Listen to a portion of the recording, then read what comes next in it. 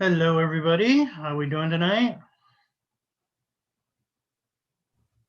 Good. Good. Hey, Professor.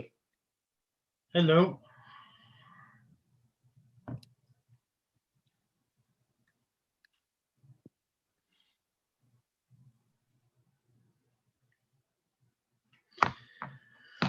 So everybody turns on their camera, gets an extra A today. Is that how that works?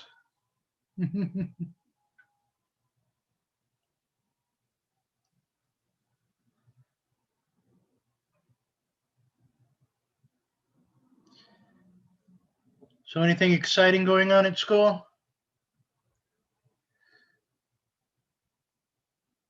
Is anybody even on campus yet? No.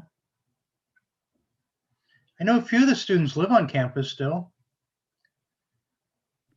I live very close to campus, like 10 minutes walk. Oh, okay. I have some undergraduate students that are living in dorms on campus because they're from overseas.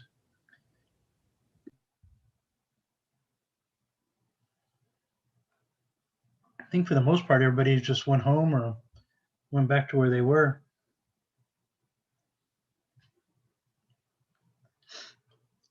Where's everybody at tonight?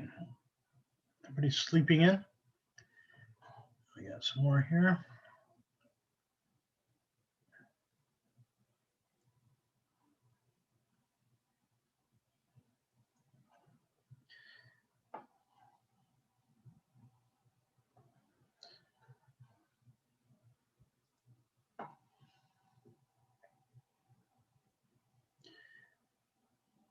So everybody turns on their camera, gets an A for today.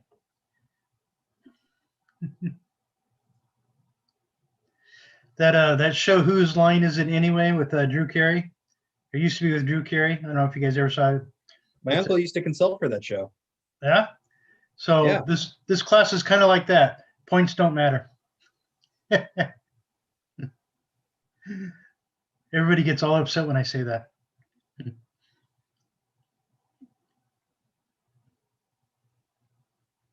So what'd you do for consulting for that show?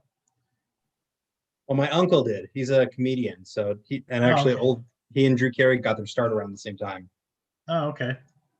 So I guess the stuff that's not improvised, all the lines that Drew Carey says, things like that, Yeah. he consulted on that. Yeah. A lot of the stuff that even the stuff that they say, like on those cooking shows, those competitions, a lot of that is pre-planned, or they know ahead of time what they're going to have to do. So it's not coming up off the top of their head right there at the moment.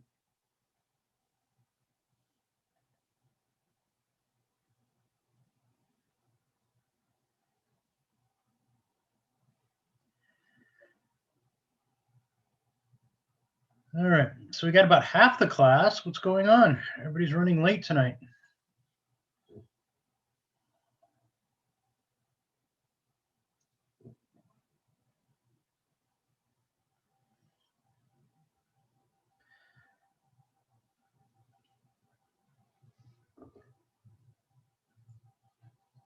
Give them a few more minutes.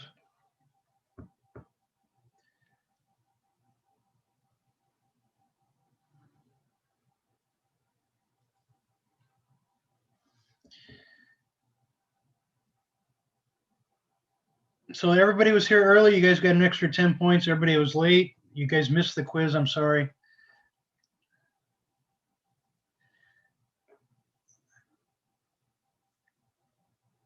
So those of you that missed the quiz, you didn't get the 10 points. Sorry about that. You can make it up though later.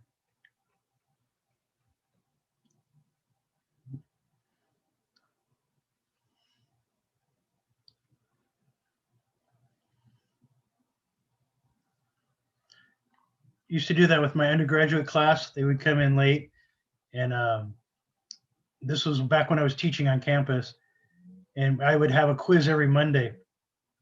It's like 3-question quiz, really super easy. Basically, it's just to make them get out of bed to get to class on time. So they would come in late, and on Wednesday and Friday, I'd say, "Oh, sorry, you guys missed the pop quiz." They get so upset.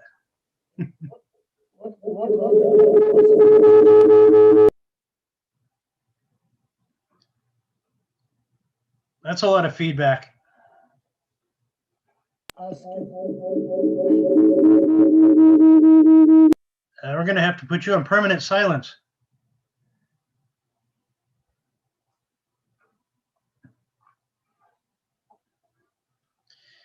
All right. So we have 43 people in here. Let's get started, I guess, huh? So tonight's going to be, I'm not going to talk that much tonight. I'm just going to do a short little introduction to the second part of the book that we're doing, and then talk a little bit about finances and what you guys can look at for your companies. So that would kind of help a few of you, I know. A few of you, it probably wouldn't matter. But like I said, you know, as consulting groups, you guys are all in different places with your companies. So when I'm talking about one thing or another, you know, take it with a grain of salt. Sometimes it applies to you right away. Sometimes it'll apply to you a little bit later, and sometimes it won't apply at all. So, you know, you guys are all educated enough to know that, you know, what applies and what doesn't apply. Okay. All right, so let's get started, shall we?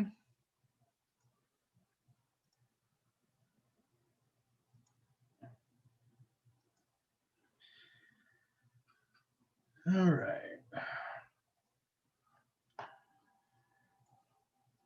And I'll admit some people while we're coming. Okay, so the midterm is due Sunday, May 9th, 2021. So that should be pretty much easy for everybody. It's a group assignment.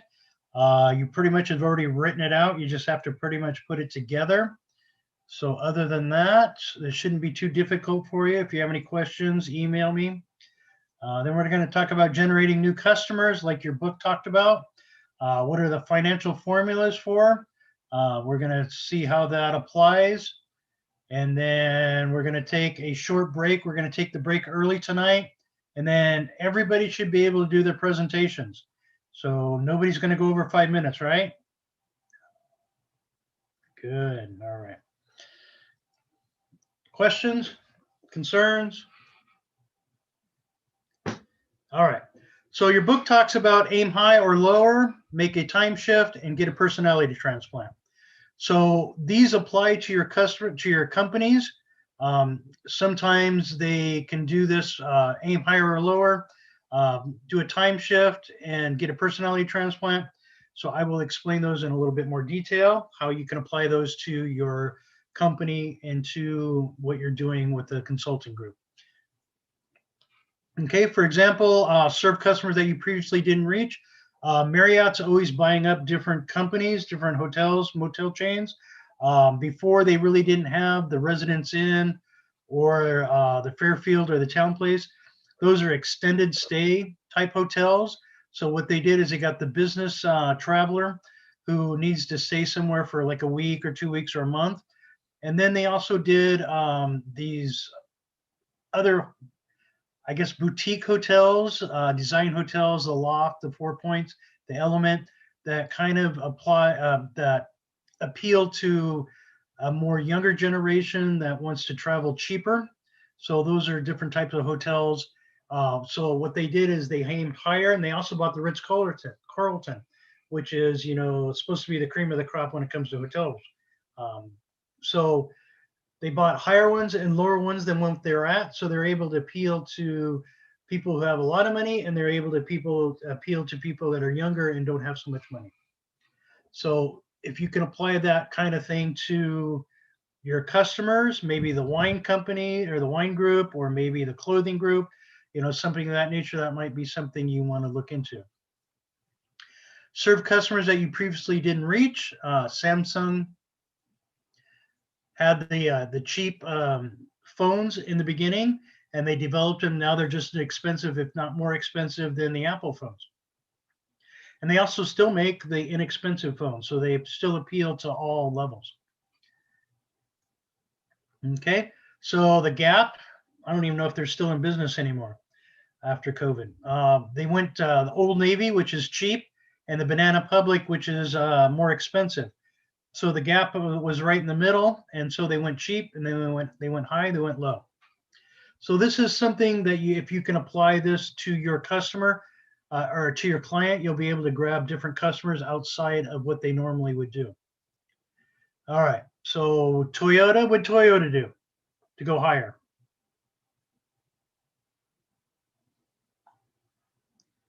Anybody? Did they introduce Lexus? Absolutely right. They introduced Lexus. They made Lexus a luxury car dealer. They were one of the first ones to do it, and then a lot of them followed. Infinity. What is that one that Hyundai did? Is Genesis, right? You know, General Motors did Cadillac. So Honda you know, did Acura. Honda did Acura. So Nissan did Infinity, I think it is, right?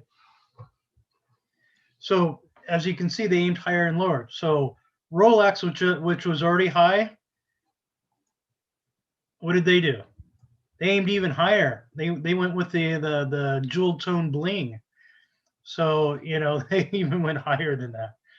So that which some people would normally buy on the left, a Rolex, be very conservative, but then you know they have a whole new customer base that's not so conservative that has a lot of money.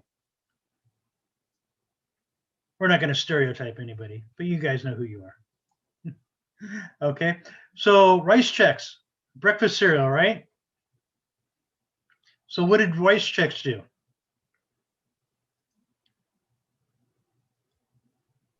Blinged out the box. They made Chex Mix. So they thought outside of the box, right? They put their Chex Mix into a bag, and now you can eat it any time of the day, night, and midnight munchies or whatever. Okay. So McDonald's, what did McDonald's do?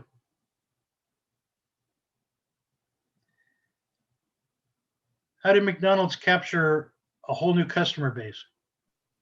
Is it through kids meal? Yeah, It's all that- their stock skyrocketed after they did introduce breakfast. But not only that, there's a lot of people who like to drink or who like to eat breakfast all day long, right? So they introduced yeah, Lang, you're right. The coffee drinks. They also came up with different coffee drinks to you know, instead of a $5 Starbucks Frappuccino, you know, you got a $2.50 Frappuccino from McDonald's. So they kind of captured different customers, and plus they have a drive-through. Not that Starbucks doesn't. Most Starbucks do, but a lot of them don't. But the breakfast is offered all day long now. Not all of the items on the breakfast menu, but many of them are. All right, so get a personality transplant. So I don't know if you guys are familiar with the Tonight Show, but Jay Leno was the host for many years. Before him was even was it Johnny Carson? You know, he even appealed to even more older people than Jay Leno did. So he applied to you know the real old people really like Johnny Carson, and the older generation liked Jay Leno. So what they do? They got this new guy, Jimmy Fallon, to you know for a personality type transplant to get the younger generation. So I think Jay Leno was also very conservative, and not so much with the other guy. So what is the personality of your business? This applies to your guys' companies.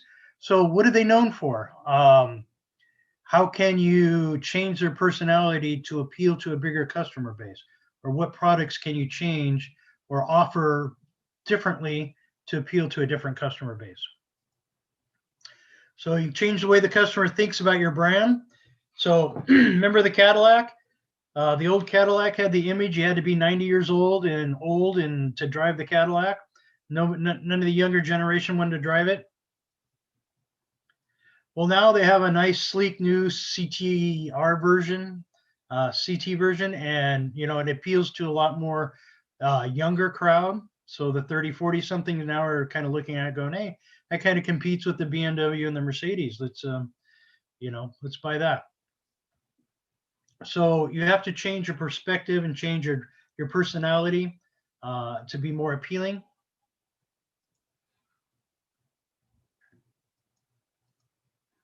All right. So how does the School of Business, the Anderson Graduate School of Business do this?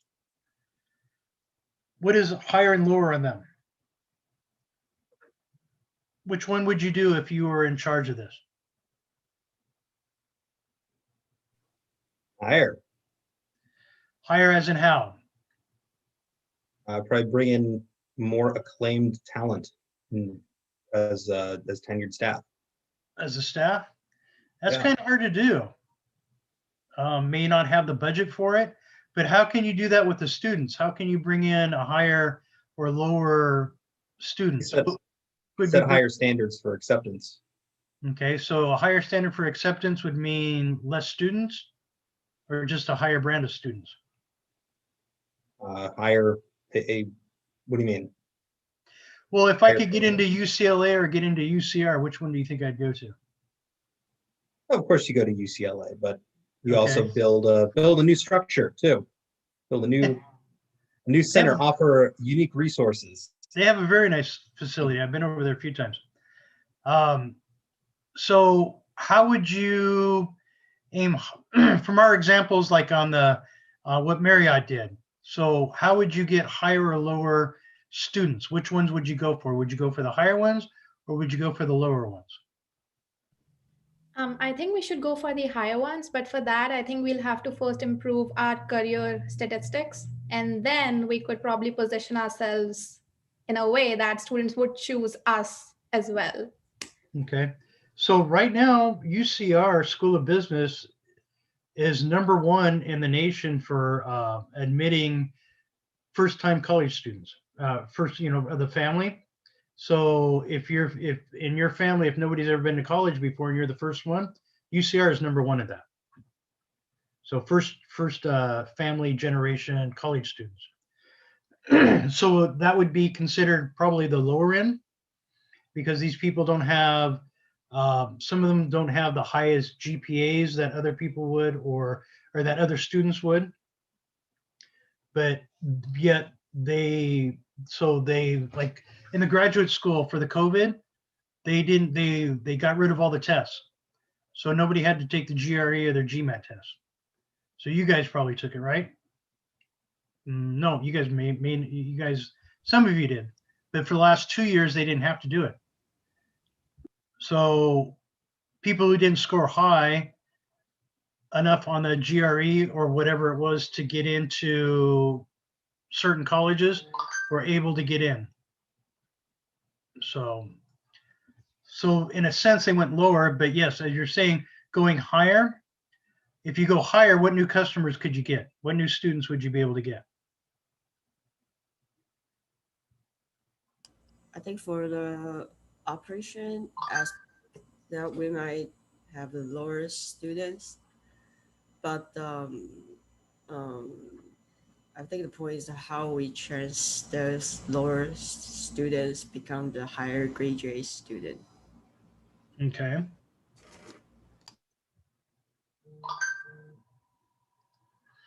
All right. So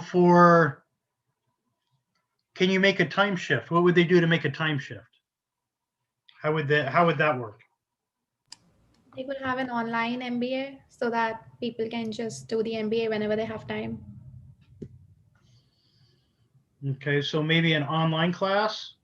Yeah, like an entirely different program called online MBA or something like that. Okay, so an online MBA. What about night classes?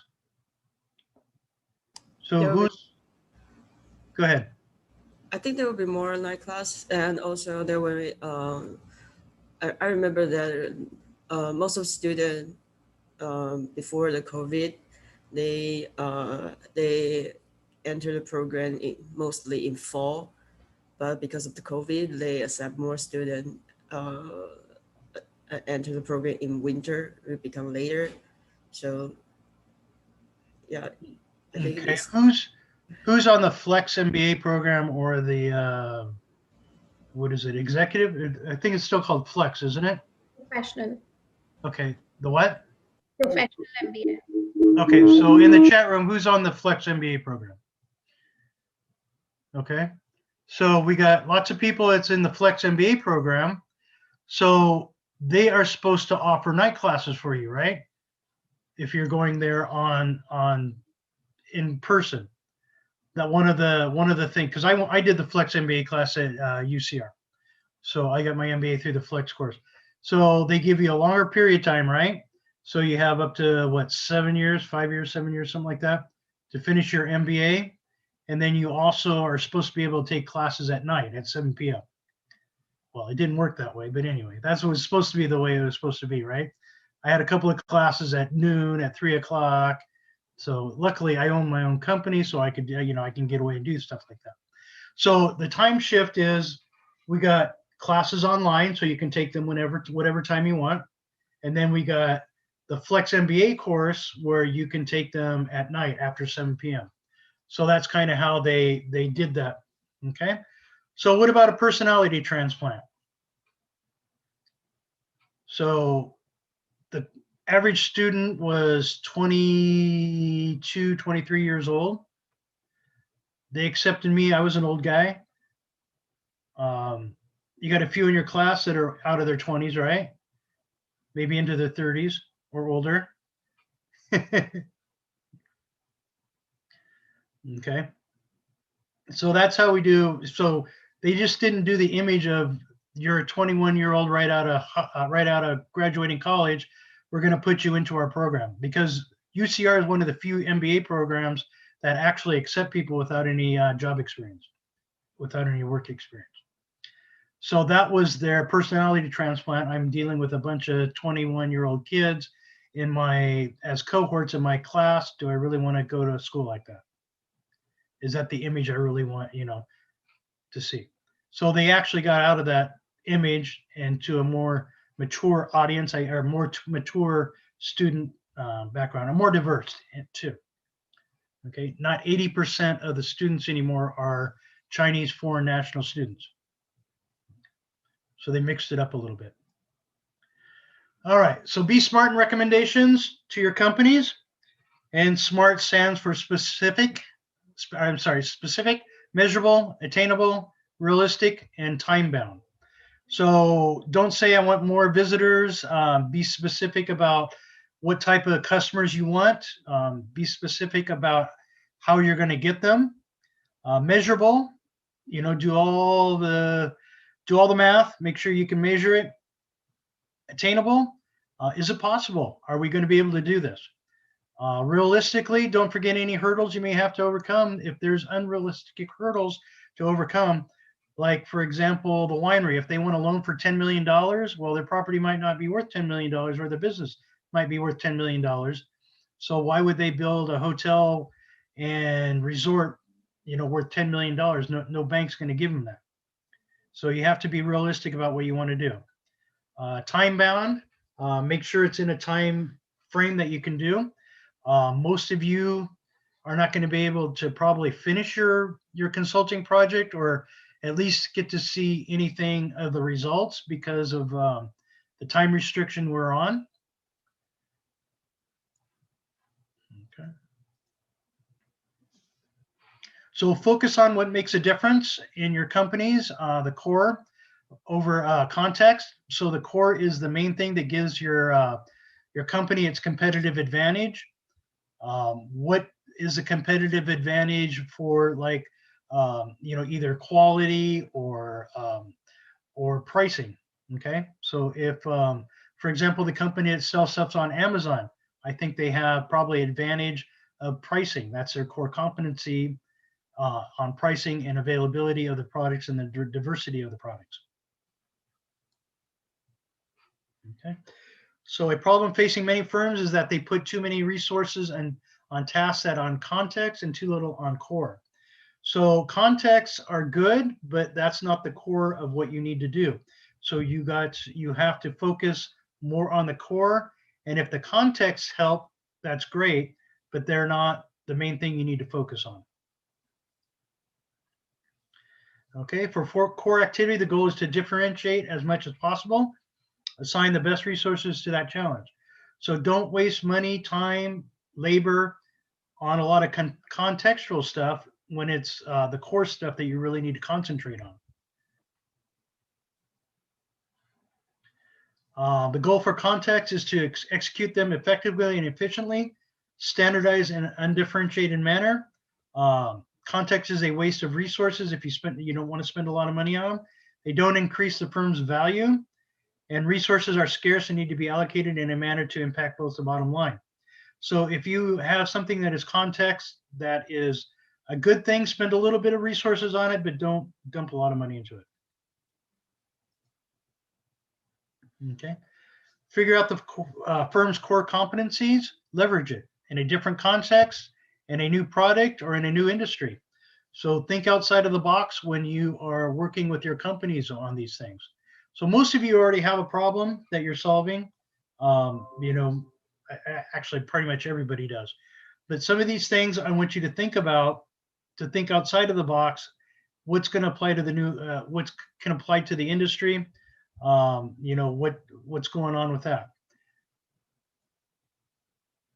Okay, so focusing on context may help you close the gap between you and your competitors, which is often imitation. So a lot of the times, the sushi people, they get imitated all the time on their different types of innovative sushi products.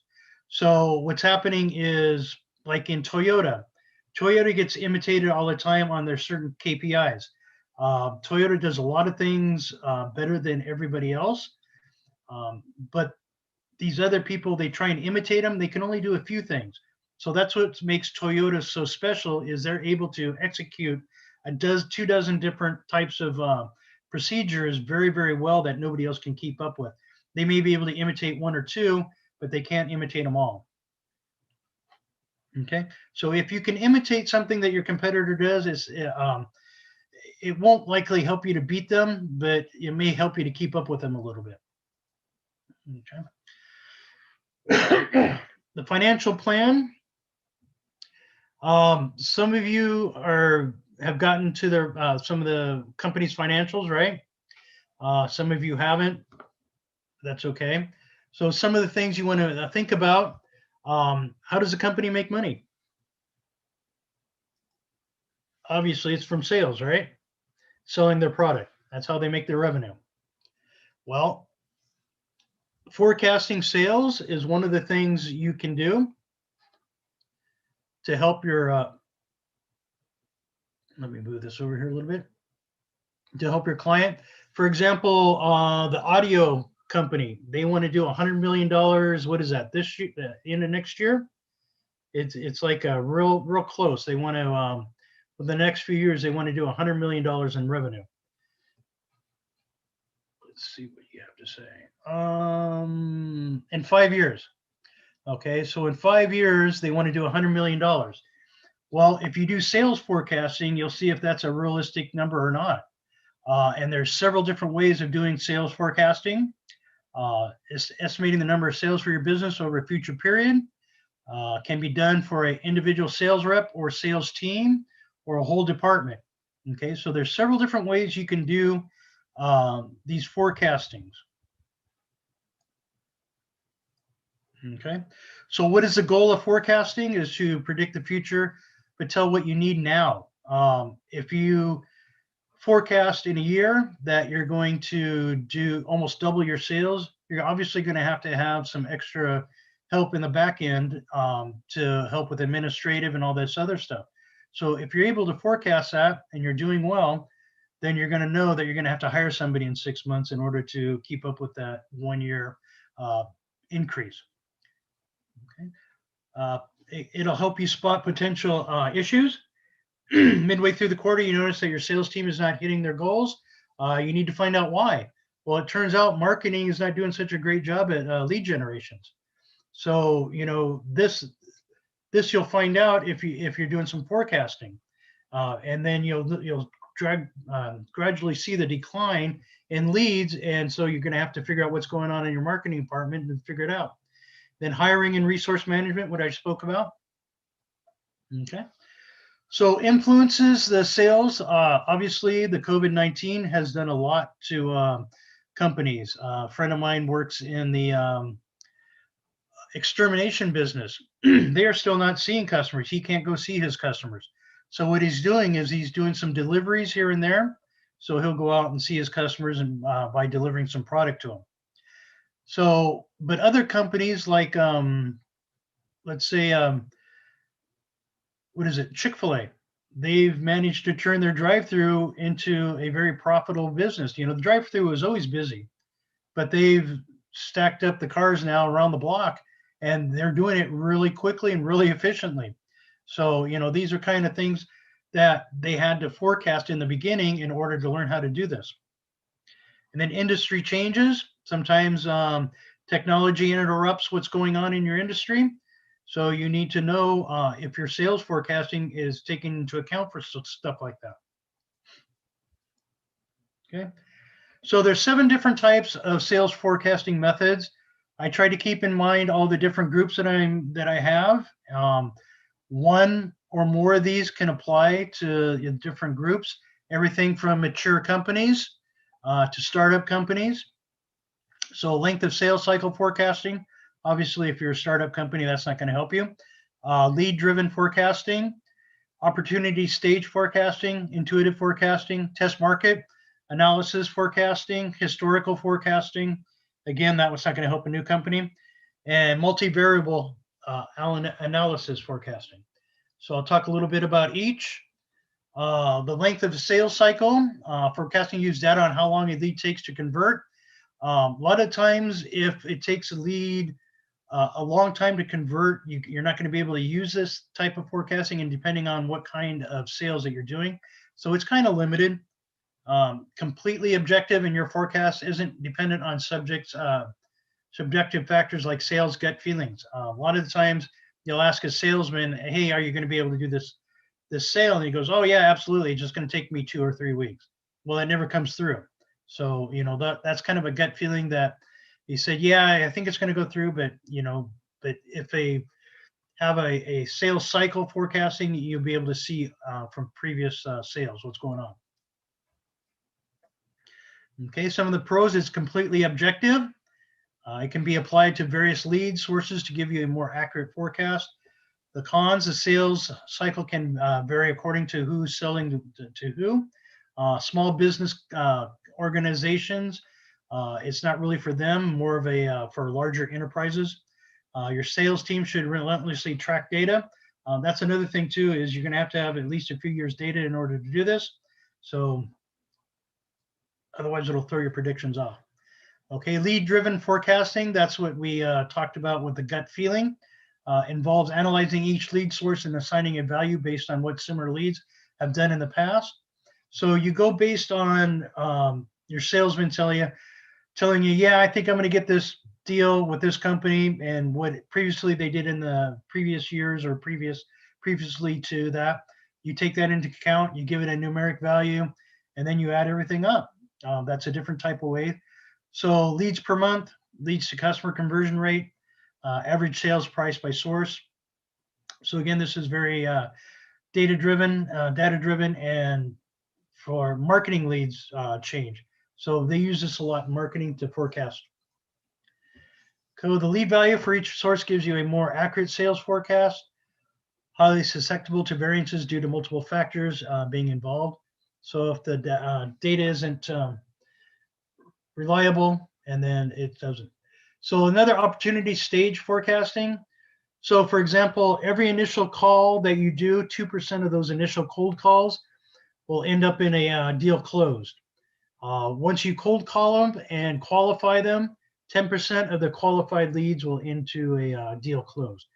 And as you can see, as it filters down, the closer you, or the more that you progress, the more chances are you have on closing the deal. And you can actually put each of these into a category, and depending on your previous sales, you can give them a different percentage of what your company would be. So you have to understand your performance and what your the data is on your previous sales. Okay.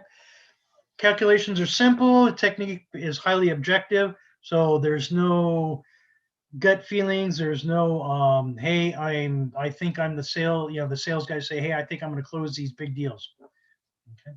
So it doesn't take into account the characteristics of the deal like age, deal size, and so on.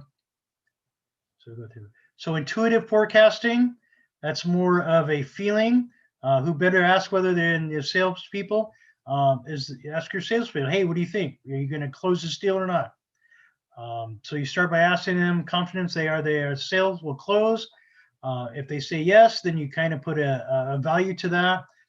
And depending on how experienced you are, you go by what the deal is and the salesperson's how well they are at closing the deals and the percentages, and you kind of add it up that way.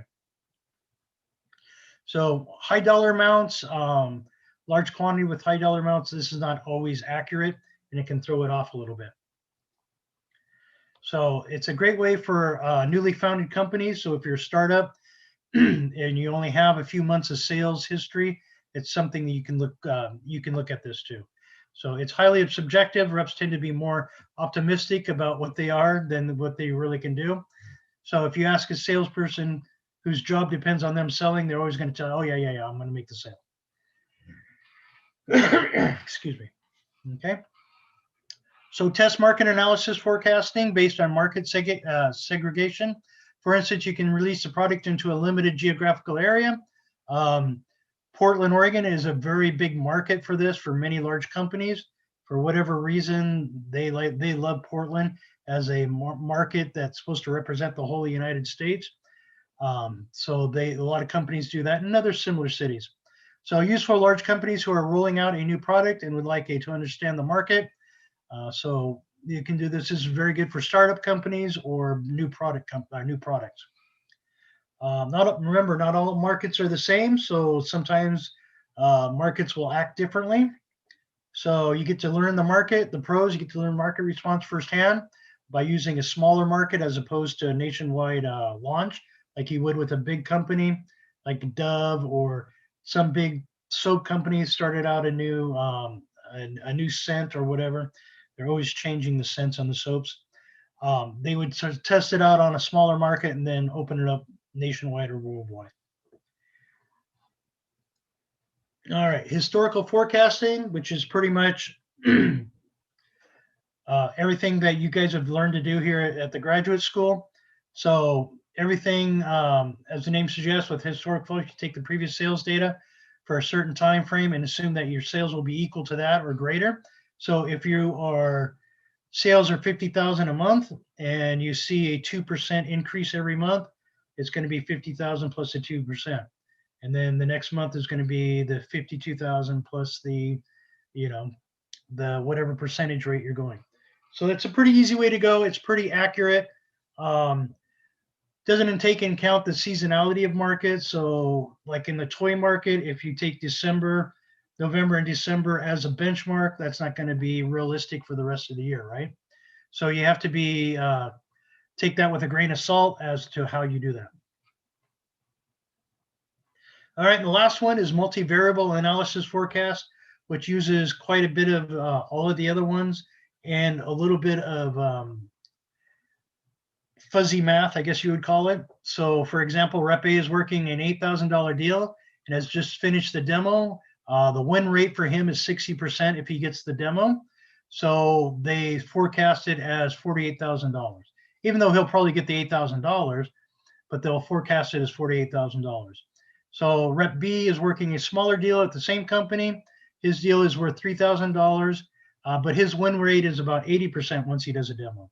So they're going to rate the forecast at $2,400. So what you would do is you would add those two up and you would come up with the forecasting rate of sales is $7,200 for that particular company. The problem with this is it's not as accurate as in big deals. If you do a lot of small sales, it can be very accurate. So if you do a lot of $8,000 deals, you have 100, 200 companies that that deal is like a normal dollar price, then yes, you can average it out and do it that way, and it'll be more accurate. But if you're just doing a few sales, big sales here and there, it's not going to be accurate. But make sure your data is clean. It's not skewed anyway, and then it should come out. Okay, so it's highly data-driven method that produces accurate results if you have it spread over enough companies. So advanced analytical tools are needed, and they can be a bit heavy on the company's wallet. So you do need programs to do this, and also this is not very good for small companies. Okay, cash flow. You guys all know how to do that, right? You're all MBA students. You guys took the finance class and the accounting class. So, okay, income projections. So you guys all know how to do the income, project incomes for the companies. So once you guys have a lot of their financials, you can do these two things. So what is needed for income projections? The financial statements, the balance sheet, income statement, and cash flow. Okay, so if you get those, you can do these. So new businesses need financial projections too. These you're going to have to estimate. A lot of times guesstimate. Sometimes they're accurate, sometimes they're way out of line. Okay, so you're going to have to probably, and with these new companies, especially the new clothing companies, you're going to have to make your best guess. 5 must-have reports for income projections, sales projections, expense projections, balance sheets, income statement, and cash flow. All right. So what are income projections used for? You're creating a business plan. One of the first things is potential investors, banks. So the wine company, you might have to put this together for them. I don't know if they asked you to do that or not. And then you're hoping to attract investors. So sometimes you're going to do this to get investors or a loan. Okay, so you're applying for a loan, or you want to be get a better handle on what your business and where your money's going. Sometimes you know you're leaking, you're hemorrhaging money, and you're not sure where it's at, where it's going. That's another way to find it. All right, and the break-even point. I don't know. We never discussed this when I was in graduate school at UCR, but I've done this many times over the years for my business and know where the break-even point is. So if I don't break even by the 20th day of the month, I know I'm going to come up short by the 30th day of the month. In February, I never ever make money. That's always too short of a month to make money. So doing the break-even point, the formula was there. So you take total revenues less the cost, and where those meet is your break-even point, and everything after that is profit. So a lot of the companies, especially small companies and small businesses, have no clue what their break-even point is. So they could break even on day 5, or they cannot break even at all for the whole month, and they can go several months without breaking even, and they don't even know it. That's the scary part. Net present value for all you finance majors, you MFin guys and gals. Net present value, you have to know how much your the present value of what you're doing is going to cost you. Are you going to spend $1 million to make $1,002 6 months down the road? Obviously not. So you need to know what the net present value of each project is. So for example, the calculation, the method and analysis, you need to sit down and figure out what that is. And then the benefit and cost ratio. If we spend this amount of money, what are the benefits going to be? Are the burdens going to be too heavy, or are the benefits going to outweigh what we're going to spend? So these are all things that you have to know as a business, and things that you guys should know as consultants, be able to tell your business. You know, if you're going to spend $3 million at building this, you're only going to make 1.5 million the first year, 2 million the second year, and 3 million the third year. So it's going to take you $3 million or 3 years in order to break even.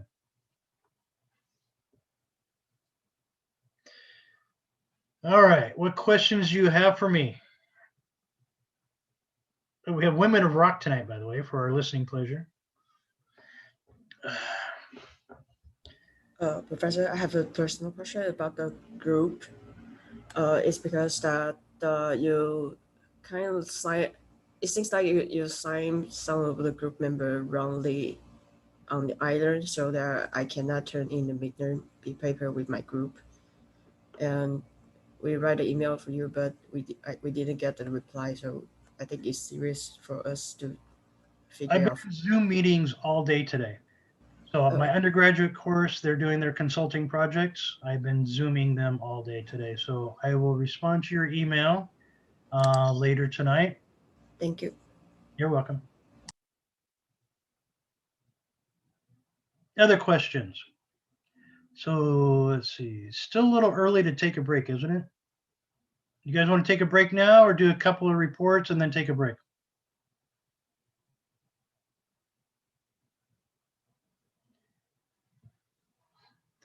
Put it in the chat, now or later.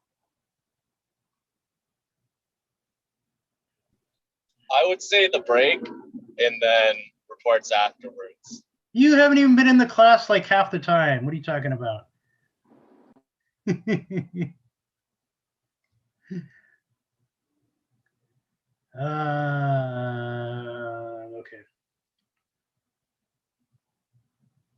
Well, the consensus seems let's take a break now. All right.